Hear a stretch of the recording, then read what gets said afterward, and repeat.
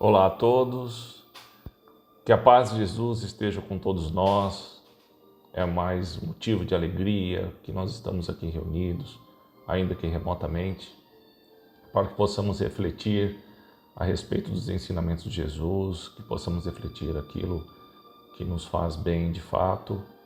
E para tanto nós pedimos que do mais alto recaiam sobre nós as bênçãos, a inspiração para que possamos bem compreender as palavras de Jesus e que, em as compreendendo, possamos colocá-las em prática no nosso dia a dia. Que assim seja. Pois bem, foi com bastante alegria que nós recebemos o convite do IE para fazer essa reflexão da noite. E o tema proposto é: sua forma não é nada, o pensamento é tudo. Essa frase ela está inserida no Evangelho segundo o Espiritismo, capítulo 28, coletânea de preces espíritas. E lá diz o seguinte, que a forma não é nada, o pensamento é tudo. Orai cada um segundo as vossas convicções e o modo que mais vos toca. Um bom pensamento vale mais que numerosas palavras estranhas. E a gente começa a refletir a respeito disso, de que todas, sem exceção, todas as religiões recomendam a oração, a prática da oração. O paganismo, o judaísmo, o islamismo, o budismo, o cristianismo e aí o espiritismo, todas elas praticam a oração. Tá? No livro Pensamento e Vida, do Emmanuel, tá? No capítulo 26, ele diz o seguinte: orar é identificar-se com a maior fonte de poder de todo o universo. Identificar-se com a maior fonte de poder de todo o universo. Quer dizer, é criarmos uma identidade, é nos conectarmos de uma maneira, naquele instante, inseparável de Deus, o Criador de tudo e de todos. Vamos vendo a importância da oração, muitas vezes relegada a segundo plano por nós. Quantas vezes a gente, diante de uma situação difícil, de uma situação em que precisamos resolver um problema, a gente vai lançar a mão da oração como sendo o último recurso. Temos o hábito, por fazer sempre, de resolver a maioria de nós, de resolver os nossos problemas com os nossos defeitos. Então, se me ofendem, eu retruco. Se me ofendem, ou retruco, ou fico triste, ou me desespero em determinadas situações. Agora, isso é bem claro neste momento difícil de pandemia que a gente está vivendo, de não poder nos confraternizarmos presencialmente. E quantas vezes a gente não fica triste, quantas gente às vezes não fica desequilibrado, e lembrando que o que nós estamos trabalhando, como estamos trabalhando o nosso pensamento, deixando o recurso da oração, deixando Deus como última solução. Então a gente tenta resolver de todas as maneiras. Primeiro, a gente tenta nos alegrarmos, a gente tenta comprar alguma coisa para nos alegrar. E se não der certo, a gente tenta se isolar. E se não der certo ainda, aí sim a gente vai lembrar de Deus através do recurso da oração. Mas vamos desenvolvendo para que a gente possa entender um pouco mais a respeito. Continua Emmanuel. O Criador responde à criatura pelo princípio inelutável da reflexão espiritual. O Criador responde à criatura, por esse princípio, ou seja, de afinidade, de reflexão, de vibração. Se eu entro em sintonia com o mais alto, é inelutável, é irrecusável, é inevitável de que Deus irá nos responder, porque entraremos nessa faixa vibracional. E Ele nos estende os braços a fim de que ela se erga, quem? A criatura, dos vales da vida fragmentária para os cimos da vida vitoriosa. Olha só, dispomos na oração do mais alto sistema de intercâmbio entre a terra e o céu. Quantas vezes a gente pedimos bênçãos, queremos uma vida mais equilibrada e relegamos o recurso da oração em segundo, terceiro plano. Emmanuel continua no livro Pão Nosso, agora no capítulo 45, que a mente que ora permanece em movimentação na esfera do invisível. A mente que ora permanece em movimentação na esfera do invisível, né? E assim vamos lá, vamos tentar entender se a oração é um instrumento tão poderoso que nos conecta à fonte mais poderosa do universo, que nos mantém em movimentação na esfera do invisível, que nos conecta com aqueles que nos querem bem. Então a oração, por ser tudo isso, ela é de graça. Este recurso tão poderoso, sim, ela é de graça, não custa nada. Mas, portanto, se ela é de graça, ela deve ter uma forma muito difícil de ser dita. Não é qualquer um que vai poder fazer a sua oração, afinal de contas, é um recurso tão poderoso. Não há nenhuma forma definida. Os Espíritos já nos ensinavam isso. E aquele capítulo de coletâneas de preces espíritas lá no Evangelho é simplesmente um guia. Lá, inclusive, está escrito de que os Espíritos não firmam nenhuma forma de você rezar, né? No livro dos Espíritos, tá, diz o seguinte, inclusive, na questão 657, a prece é agradável a Deus? E os Espíritos respondem, é sempre agradável, né, quando é ditado pelo coração, porque a intenção é tudo para Ele. E a prece do coração é preferível à que se pode ler, por mais bela que seja, tá? Pois se lê mais com os lábios do que com o pensamento. Então, quando entrarmos em oração, o que vale é a nossa intenção, né? O que vale não é a forma, não são palavras bonitas. Aliás, é curioso, né? Porque muitas vezes quando a gente vai orar, vai rezar, vai vibrar, a gente muda até a pessoa do verbo que a gente está conjugando. A gente começa a falar em tu, começa a falar em vós, e havendo até talvez, como se fosse falar com Deus, precisasse mudar ou o tempo verbal ou a conjugação do verbo em outras pessoas.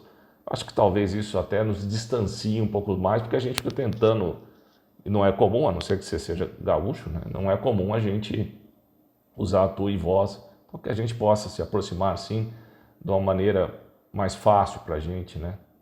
Então, se é de graça, não tem nenhuma forma prescrita em lei, talvez ela possa ser melhor conseguida pelos iniciados de algumas doutrinas, secretas ou não. Também não é. Qualquer um pode fazer, né? E então precisa de um lugar, por certo. De um templo, de um centro espírita, de um lugar muito tranquilo. Também não é nada disso. Jesus nos ensinou que o reino de Deus, aquele que nós buscamos conquistar e alcançar, está dentro de nós, não está lá nem acolá, está dentro de nós. Então, ou seja, todos os recursos disponíveis para que nós possamos nos conectar à fonte mais poderosa do universo e venhamos conseguir obter aquilo que nós precisamos, e muitas vezes o que nós precisamos não tem a ver com aquilo que nós queremos ou desejamos naquele instante, tá? Ela é de graça, ela não requer forma, não requer palavras difíceis, não precisa ser iniciado em nenhuma outra doutrina e não precisa estar em nenhum lugar especial. Basta que tenhamos a intenção, o desejo sincero e o nosso pensamento conectado nisso aí. Porque Jesus disse que onde estiver seu tesouro, lá também estará seu coração. E quantas vezes esse mecanismo do pensamento nos trai, né? E aí vamos tentar entender qual a importância dessa intenção e depois do pensamento. Jesus, através da parábola o fariseu e o publicano, ele está lá em Lucas, capítulo 18, tá? Versículo 9 ao 14, ele diz o seguinte, que subiram dois para fazer no templo para fazer suas orações, o fariseu e o publicano. O fariseu era aquele que respeitado na sociedade, sim, mas que tinha as práticas exteriores da sua seita, né? Eles tinham que demonstrar muito para o exterior, manter as aparências. E Jesus sempre nos advertia e nos adverte até hoje que devemos tomar cuidado para que não sejamos como túmulos caiados por fora e cheios de podridão por dentro. Uma frase bem forte que nos concita sempre de que a imagem, a forma, não é nada, é o pensamento, é a intenção que vale, né? E o outro, o publicano era o cobrador de impostos da época e cobrava impostos para Roma. Os judeus estavam sob o jugo romano e esse cobrador de impostos então era odiado por quase todos.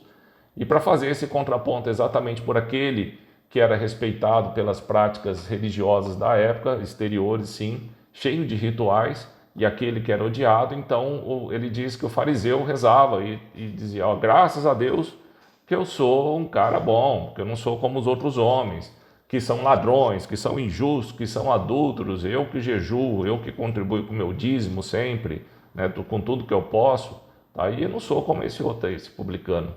E o publicano no canto não tinha coragem sequer de levantar os olhos por mais alto, e ele dizia o seguinte, falava, Deus, me perdoa porque eu sou pecador. E no fim Jesus conclui que é aquele que mais vale sim essa atitude de reconhecimento dos defeitos do que simplesmente você dizer belas e muitas palavras, né? Lá em Mateus, ainda no Evangelho,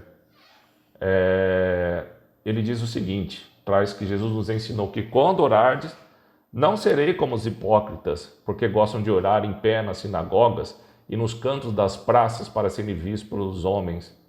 Tu, porém, quando orardes, entra no teu quarto e, fechada a porta, orarás a teu Deus que está em secreto. É exatamente que você precisa entrar no seu quarto, né? É se entrar em si mesmo, estar consigo. Quanto é difícil a gente estar conosco mesmo, né? A gente sempre vai se despertar, dispersar, a gente sempre vai tentar mudar o pensamento, porque é difícil a gente reconhecer que a solução de todos os nossos problemas está conosco mesmo.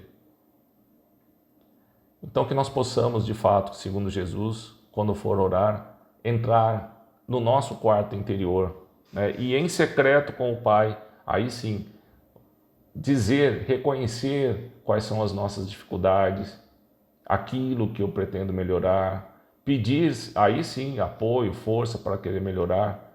Mas muitas vezes a gente tem a prece petitória, né? Quer ver um exemplo? Quantas vezes a gente já pediu paciência para Deus? Acho que quase todos nós, né?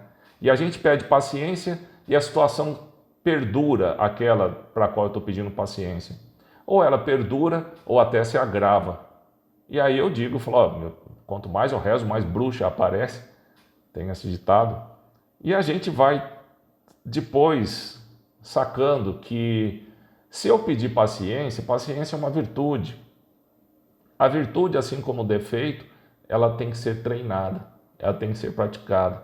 É por isso que, como a gente sempre diz, né, que a gente vai resolver os nossos problemas com os nossos defeitos. Por quê? Porque é o que eu mais pratico. Se você me ofende, tá, eu revido, porque é uma prática constante ainda do meu comportamento. Se você se alguma situação não acontece da maneira como eu quero, ou a gente se desespera, ou a gente se entristece. Por quê? Porque ainda são esses defeitos, a falta de fé muitas vezes, né, que é o mecanismo pelo qual eu tento solucionar esses problemas. Então, a virtude, como a paciência, ela é treinada. Se eu pedir paciência, como é que eu adquiro? Passando por situações, tá, que ela vai ser exigida. Então, por isso que às vezes pode parecer, meu Deus, me dê paciência para superar esse momento, para aguentar aquela pessoa, para suportar isso aqui. E aí esse momento não passa, até que a gente aprenda. E Chico Xavier disse uma coisa muito bacana, né, no programa do Pinga Fogo, quando perguntado a ele sobre o Emmanuel, olha, você tem um mentor? Tem uma pessoa que é o Emmanuel. Então esse benfeitor, ele te trouxe a paz, te trouxe felicidade? Ele falou, não, ele me trouxe o entendimento. E é isso que nós precisamos, né? O entendimento do motivo pelo qual as coisas acontecem e tudo tem uma razão de ser. Bem, e continua Jesus, né? Então, quando você não adianta você ficar fazendo repetições, né, como gentis, porque falar muito e fazer pouco, ou se o seu pensamento não está direcionado a isso, não está condizente com aquilo que você está dizendo, isso de pouco terá validade ou nada terá validade. né? Então, qual é a importância do pensamento nesse mecanismo da oração? Se nós até aqui aprendemos que a oração é o mecanismo para nos conectarmos, é a forma para nos conectarmos com a fonte mais poderosa do universo. É a maneira pelo qual nós podemos entrar em contato com aquele que poderá nos dar o entendimento a respeito de toda a nossa situação. E se essa oração, que é tão importante, e é mais importante que ela seja feita com a nossa intenção, com a força do nosso, de fato, nosso pensamento, tá? Qual a importância do pensamento nesse mecanismo? Aí, brincando um pouco com Cidade Negra, né? Com a música do Cidade Negra, você precisa saber o que se passa aqui dentro. Eu vou falar para você, você vai entender a força de um pensamento para nunca mais esquecer. E André Luiz, no livro Evolução em Dois Mundos, um livro fantástico, difícil, tá? Mas fantástico para que a gente possa compreender um pouco mais sobre a gênese, a origem, né? A nossa origem. Ele vai diferenciar o princípio inteligente que, quando alçado à condição de espírito, tá? O que o diferencia é exatamente o desenvolvimento do pensamento contínuo, sendo que em todos os outros animais da criação, ele ainda é o pensamento fragmentário, né? Então, se esse pensamento contínuo é o que basicamente nos diferencia de todos os outros seres da criação. Eis a grande importância, o desenvolvimento do pensamento contínuo e com ele o livre-arbítrio, né? Desenvolvendo o livre-arbítrio, a gente vai ter aí a possibilidade de escolher, e essa possibilidade de escolher é que vai ditar o nosso caminho, o nosso destino, né? Ou seja, as nossas escolhas. Seguindo na questão do pensamento, tudo que existe foi antes pensado por alguém. Tudo que existe no nosso plano material, alguém pensou antes de existir, seja em forma teórica, seja em forma prática de construção. Tudo que existe no universo, seja no plano espiritual ou no plano físico, foi pensado por alguém.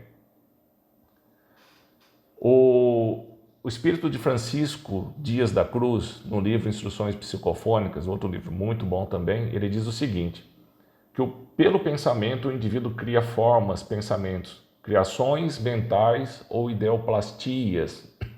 Ele diz ainda, o pensamento é a força que determina, estabelece, transforma, edifica, destrói e reconstrói. Nele, ao influxo divino, reside a gênese de toda a criação. Determina, estabelece, transforma, edifica, destrói e constrói.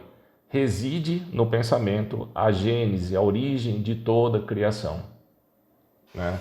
E é interessante nisso, é muito bacana a gente pensar que talvez seja baseado nisso que Jesus fundamentou, ou parte desse pensamento, né, dessa ideia de que vós sois deuses, poderia fazer tudo o que eu fiz e muito mais. Estamos longe, mas através dessa criação mental, desse pensamento, tá, é que possamos já manifestar essa divindade que existe entre nós, porque nós somos co-criadores da nossa realidade.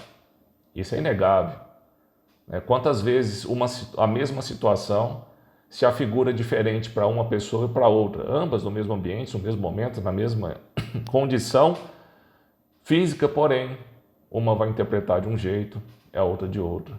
Quantas vezes, através do nosso pensamento, fazemos julgamentos do que a outra pessoa queria, esperava, não tem nada a ver, né?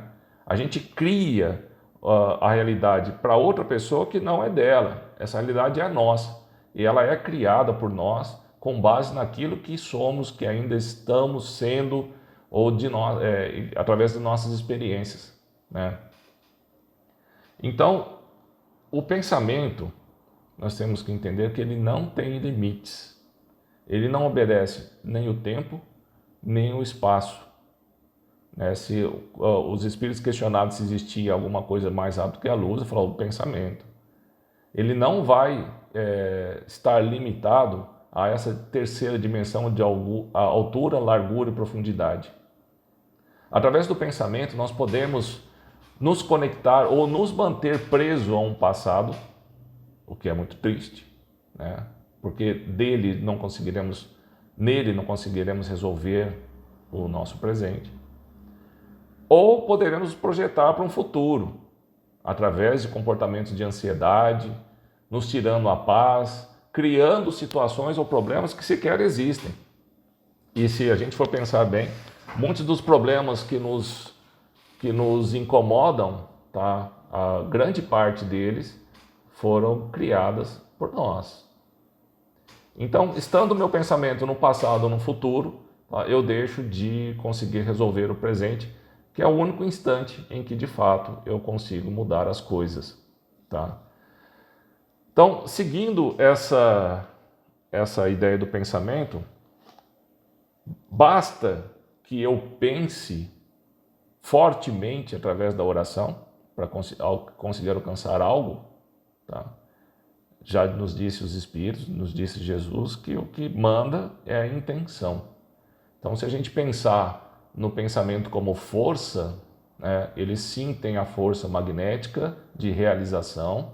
No entanto, esse pensamento ele pode ser bom ou ruim. Aí sim, eu vou valorar essa minha intenção, esse meu pensamento. Tá?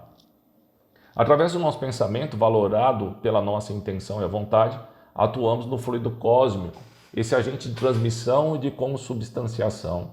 O que é o fluido cósmico, né? É a matéria primária.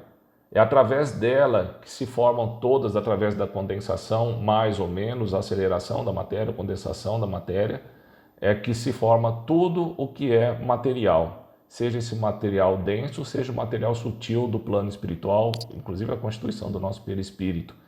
Né? É através do fluido cósmico universal, o fluido cósmico, dê o nome que me entender, é que o nosso pensamento vai viajar. Né? E ele sim, quando oramos, atuamos em nós mesmos. Quando oramos, atuamos em nós mesmos. Atuamos em nosso derredor e atuamos em nosso próximo. E talvez tenha sido essa a razão, né? Vós sois Deus. Você tenha...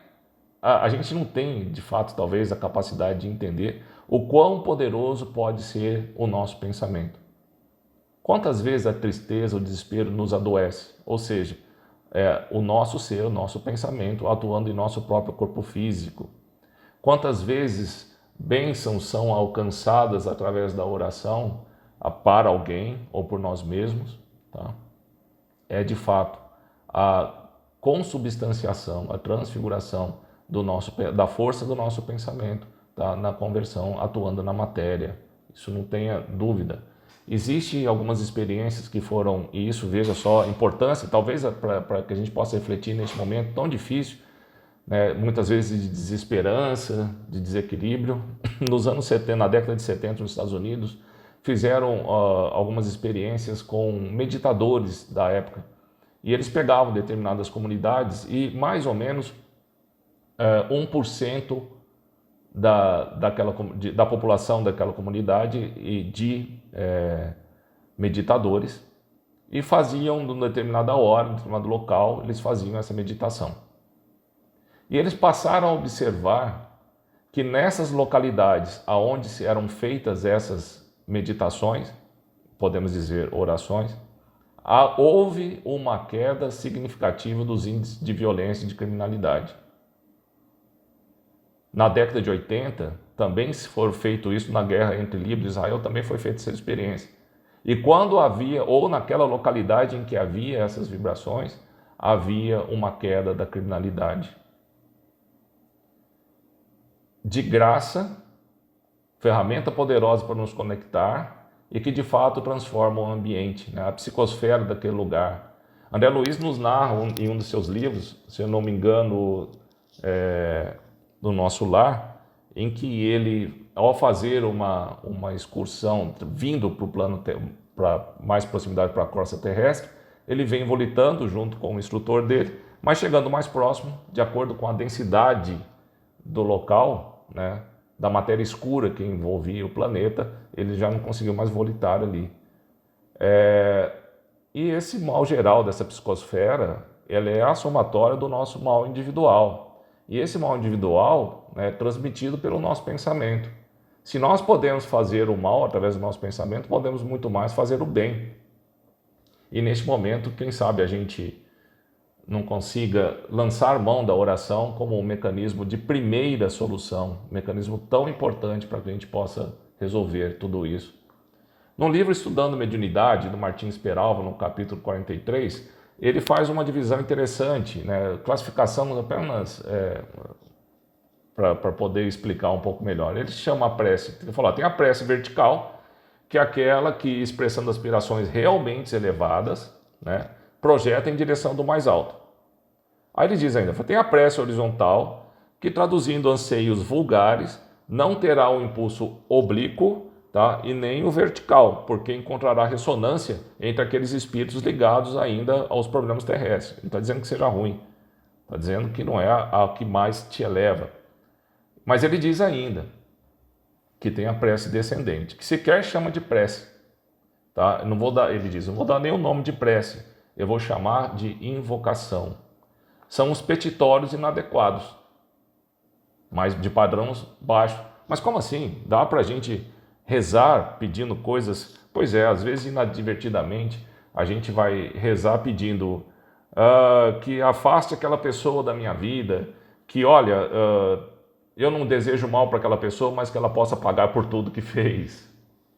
Eu não estou elevando meu pensamento, eu não estou pedindo da maneira mais adequada, eu estou, na verdade, baixando a minha vibração e encontrando ressonância e encontrando arrimo exatamente naqueles espíritos que pensam que estão na mesma faixa vibracional, condizente com essas ideias ruins, né? Ou seja, a importância de manter o nosso pensamento elevado, né? Porque senão a gente vai se conectar com aquele que nós mais nos estivermos afinizando naquele instante. E é tão bonito nisso da prece vertical, que Gilberto Gil já poetizou que se eu quiser falar com Deus, tenho que me aventurar, tenho que subir aos céus sem cordas para segurar, tenho que dizer adeus, dar as costas e caminhar, decidido pela estrada. Então, o que a gente possa seguir felizes, com o coração leve, sempre buscando orar e vigiar, essa é uma das máximas do Espiritismo, que de fato a gente possa seguir nesse caminho, utilizando dessa ferramenta espetacular que é a prece, mas sim mantendo o nosso pensamento elevado todo instante. O pensamento elevado é uma prece. E nós não devemos separar o nosso momento do dia a dia para o nosso momento para Deus. Quantas vezes falam, não, hoje é o dia do Evangelho no Lar, esse é o momento para Deus, o resto todo é o momento para mamão. Tá? Não devemos fazer isso. E que a gente possa, assim, seguir adiante. E eu queria deixar uma mensagenzinha bonita aqui para vocês, que chama Pensamento Positivo. É uma música inspirada a Roberto Ferreiro, do grupo Vocal União e Harmonia. Para que a gente possa encerrar assim essa nossa reflexão da noite. Pense sempre em vencer. Procure se ajudar. Levante dessa cadeira com a fé verdadeira e diga: eu vou melhorar. Tente pensar só no bem, ligando-se com o alto astral. Pensamento positivo traz o curativo para qualquer mal. Esqueça qualquer tristeza e diga: eu hei de vencer. E para sua própria surpresa, em breve irá se refazer. Faça uma prece sentida, do fundo do seu coração, ao Pai que nos deu a vida, ao Cristo que é o nosso irmão. E uma imensa torcida, sublime e feliz como o que, lhe trará uma alegria incontida, pois todo o universo se unirá a você. Que Deus abençoe a todos. Que assim seja.